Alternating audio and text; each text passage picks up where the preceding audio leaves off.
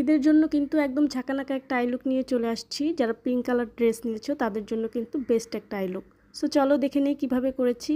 প্রথমেই হচ্ছে একটা পিঙ্ক কালারের ট্রানজিশন কালার ইউজ করছি। আইলিডের উপরে খুব সুন্দর করে ব্লেন্ড করব এবং লোয়ার ল্যাশেও খুব সুন্দর করে ব্লেন্ড করে দিব। এরপর হচ্ছে আমি এখানে ইউজ করছি ম্যাজেন্ডা কালার। এটাকে মেবি হট পিঙ্ক কালারও বলে থাকে। আমি হচ্ছে প্রথমে আমার ফিঙ্গার দিয়ে চোখের নিচে একটুখানি লাগিয়ে নিলাম ভালো করে, তারপর হচ্ছে ব্রাশ দিয়ে ব্লেন্ড করছি খুব সুন্দর করে। এরপর আমি হচ্ছে নুড কালারের একটা কাজল ব্যবহার করেছি। এরপর হচ্ছে আইলিডের উপরে সেই হট পিঙ্ক কালারটা নিয়ে আউটার কর্নার থেকে খুব সুন্দর করে ব্লেন্ড করতে করতে একদম ইনার কর্নার পর্যন্ত চলে যাব। খুব সুন্দর করে ব্লেন্ড করব যেন কোনো ক্রিজ লাইন না থাকে।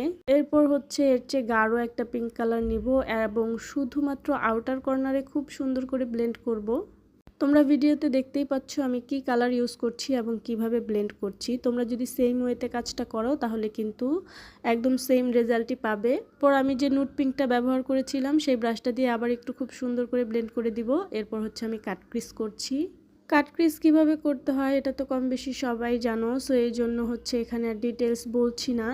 তারপরও যদি কারোর প্রয়োজন পড়ে আমাকে জানাতে পারো। এরপর হচ্ছে আমি আবার সেই ডার্ক পিঙ্ক কালারটা নিয়ে আউটার কর্নারে খুব সুন্দর করে ব্লেন্ড করব। এরপর হচ্ছে এর যে লাইট কালারের একটা পিঙ্ক ছিল সেইটা দিয়ে আমি হচ্ছে মিডলে খুব সুন্দর করে ব্লেন্ড করব। আর এরপরে হচ্ছে আমি একদম নুড যে পিঙ্কটা ছিল হালকা পিঙ্ক কালার সেইটা দিয়ে হচ্ছে ইনার কর্নারের এদিক দিয়ে খুব সুন্দর করে ব্লেন্ড করব। এরপর হচ্ছে আমি খুব সুন্দর করে ইনার কর্নারটা হাইলাইট করে নিব একটা শিমার দিয়ে। এটা হচ্ছে এভারলির ক্রোম বুকটা ছিল। আমি এটা থেকে হচ্ছে হোয়াইট কালারটা নিয়ে ইনার কর্নারটা খুব সুন্দর করে হাইলাইট করে নিচ্ছি।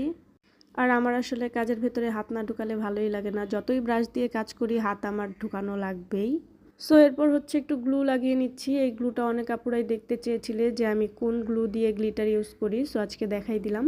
সো এই তো গ্লিটার দেওয়া শেষ হয়ে গেলে আমি আবারও ডার্ক পিঙ্ক কালার দুইটা একসাথে মিক্স করে নিয়ে আউটার কর্নারে আবারও খুব সুন্দর করে স্মাচ করে দিব। এতে কিন্তু লুকটা অনেক বেশি এনহ্যান্স হয়ে আসবে এবং লুকটা আরও বেশি ফোকাস করবে। এরপর হচ্ছে আমি লাইনার পরিয়ে নিচ্ছি। আমি এখানে কোনো জেল লাইনার ইউজ করি নাই, নর্মাল একটা আইলাইনার দিয়ে সুন্দর করে উইং লাইন টেনে নিচ্ছি। লাইনার পরানো হয়ে গেলে আমি হচ্ছে মাস্কারা পরাই নিব। আসলে ঠান্ডায় গলার অবস্থা খুবই খারাপ, তারপরও ভয়েস দিতে হচ্ছে।